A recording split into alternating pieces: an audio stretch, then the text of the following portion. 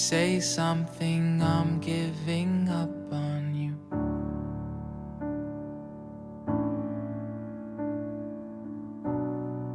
I'll be the one if you want me to.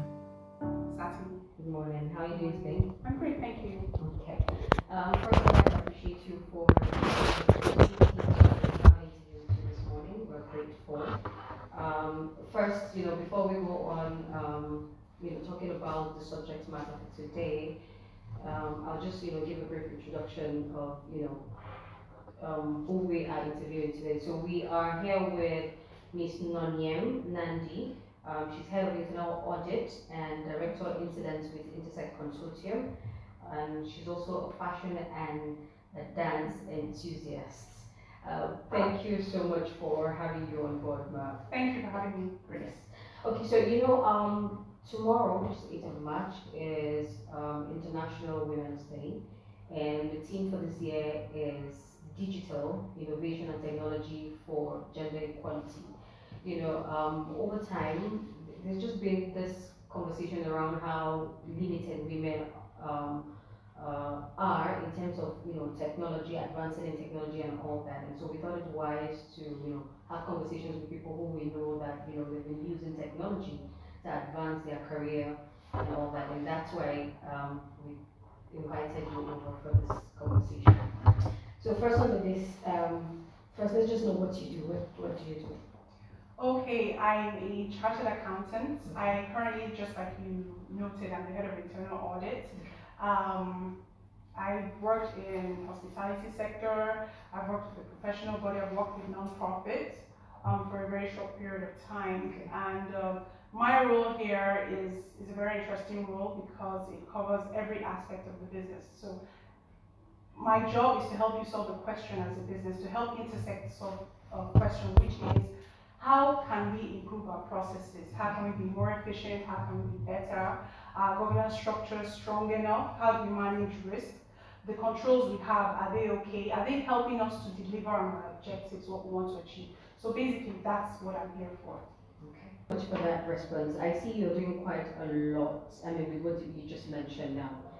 Okay, so how do you think your business has impacted the lives of women? Okay, we have a plethora of services that target women in particular directly and indirectly. For example, we provide family sessions, we provide couples therapy, and you know how sensitive women are to relationship issues. We also have child and adolescent mental health service. You know that when you're treating a child, you're solving the problem of the child, you're also solving the problem of the mother. So we do have those kind of programs and services that benefit women directly and indirectly. And we also reach out to women that are impacted in certain ways by things like insurgency, things like gender-based violence, things like neglected tropical diseases in the Northeast and so on and so forth. So we have services and programs for women. And you know the role of women in the society. Like I mentioned, when you're helping a woman, you're actually helping the family, and then you're helping the community and the country, and then the entire world. Okay, that's nice. So how have you been able to utilize technology, in what you just mentioned now? How have you been able to utilize technology in doing that? Okay, first of all, Intersect Consortium makes technology a friend.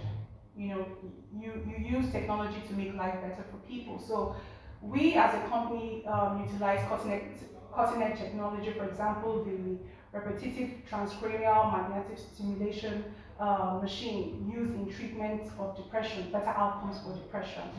In Nigeria, we are the only organization that has access to that machine, and we are the only organization that provides that service. In addition to that, we've been able to contribute to the global body of knowledge with regards to research. We've been able to say, okay, based on the services that we have provided using this machine, we've noticed a connection between the treatment of depression and motor skills of Parkinson's disease. So you can see how we use technology to improve the well-being. People that felt that there is no other option for them in the treatment of depression, now they have hope.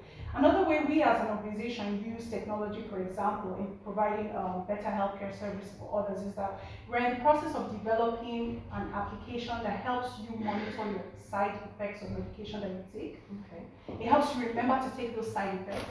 It helps clinicians as well understand the interactions between drugs, and this helps to provide better healthcare for those that use medication in treating mental health issues. Oh, wow. Okay, that's I mean, some of what you just said, I'm just hearing it, for the first time. But then, thank God we have an interview, and I hope that the world gets to listen to it and learn one or two things also. Okay, so what would you say has been the high point in your business or career life? Okay, working with Intersect Consortium has been very fulfilling for me. One of the reasons is because it employs women, enables women, empowers women. So I have the opportunity to achieve my highest objective working here. So there have been lots of interesting things that have occurred to me during my journey here. For example, last year we had one of our organizations, Privilege Services, they partnered with the government in providing toll-free call center services. So if you have a drug problem, you can easily just call and you don't have to pay that. When you think of how this is helping to mitigate the stigma and how many people you're helping, you're happy to be part of such a great thing. And then we also had this conference, the Conversation Conference in late October 2022, late last year. And we're able to have conversations with public sector organizations, private sector, individuals as well, non-profit organizations, and help them understand the impact of mental health of their staff in productivity. We're in an age where we have lots of young people, and we're in an age of quiet quitting. And so we help organizations to understand how to support their staff, be their best, bring their full self to work. So when you think that knowledge is power, I'm happy to be a part of a team that's helped to empower people. Okay, thank you so much. So I mean, what you just said now also means that the work you do has in a way helped women's mental health, has definitely improved women's mental health, since you said that you focus more on the women and child directly and indirectly. Yes. Okay, that's good. Okay, so what would you say, or what do you have as a take home for our viewers? Because lots of people will be watching, and so what would you say is your take home or advice to the public? Okay, in terms of gender parity, it's a long distance race, and we have come a long way. But I'd like to say that collaboration is always better. So while we're advancing the cause of how to empower women, give them more access to education, more access to financial resources. We have things like digital wallets now and e-banks, empower them, access to training using technology and so forth. We need to work with our male counterparts. So it's not us against them. I think it's very important for us to understand that. The second thing is that I think that women need to have a lot of self-confidence. We already wear a lot of hats naturally, the way women are wired. So we just need to bring it to find out what we're really good at, what we enjoy, and excel in it, and reach for more. But you'll only be able to reach for more when you're confident in your abilities, which you should be because you do so many things already, and when you are at the top of your game. Because it is what it is. The playing field for women and men is not the same. True. So that excellence is required. And when you have that, those two things, then you can aspire for more. Okay. Thank you so much. I must say that it has been an interesting, chat with you. Thank you. Hope to see you soon. We'll possibly invite you for, another conversation on a different topic. Thank you. Thank you. Anywhere I would have followed you.